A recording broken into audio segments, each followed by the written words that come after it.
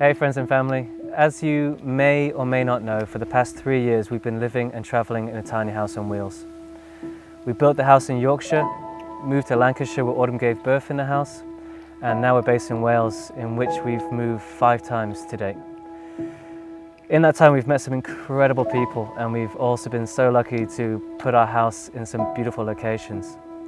We've been looking for a location to stay long enough in order to put our roots in the ground, but we haven't been able to find that yet.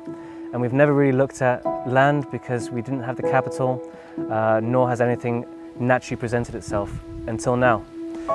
We've been offered 4 acres of land in Pembrokeshire through a friend of ours who has a beautiful vision of a village forming around a midwifery school that she's building. And as we want to build earth-sheltered birth pods and also offer our tiny house for families and women to come and birth their children in a safe and held environment, we also align with her vision. So rather than letting this opportunity slide as we don't have the capital, we're taking the advice of a friend of ours who told us to make a film, share a bit about who we are and the vision that we have, and ask for help. So we're looking for your support to raise £25,000 in order to become guardians of this land, to create a safe and held environment for not just ourselves, but for families and women to come and birth their children as well. If you can't support us financially, that's absolutely fine. It would be amazing if you can help us by sharing this video. We hope you enjoyed the film and we look forward to hearing from you. Thank you.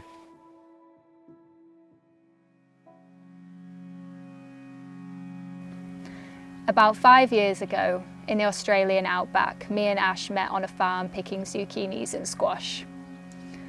And that is where our adventures began. We travelled down the eastern coast of Australia and we explored Bali, and we met some incredible people and we saw some epically beautiful places. In the end, we found ourselves in New Zealand, and we lived and worked there for about 1.5 years in a very, very special town called Wanaka. And that is where we discovered that I was pregnant. At the time, this posed a bit of a dilemma to us because we didn't know where we wanted to be, and that was very, very important to us. In raising a child, we wanted to be somewhere with strong community and be somewhere where we could really put down our roots. So we came back to the UK and we spent 4 months building our tiny house on wheels in Yorkshire. The 4 months was always going to be a tight squeeze, but it turned out to be perfect. The first location that we moved our tiny house to was in Lancashire, and within 24 hours of arriving there, I had gone into labour and Rain was born the very next day. So now we're preparing for the birth of our second baby, who will be due in March. And whilst the tiny house was perfect for what we needed at the time of Rain's birth, with this pregnancy I feel very strongly drawn to giving birth in a space completely free of electricity, a space that is made with natural materials and where there is a very deep sense of connection to the earth. The design, the use of materials, the ambient lighting, it will all be designed to create a held womb-like space, one that's still and soft and primal. And that will form the first prototype of what we envision happening upon the land, which is to create birth pods for families to come and birth their babies in held, safe spaces.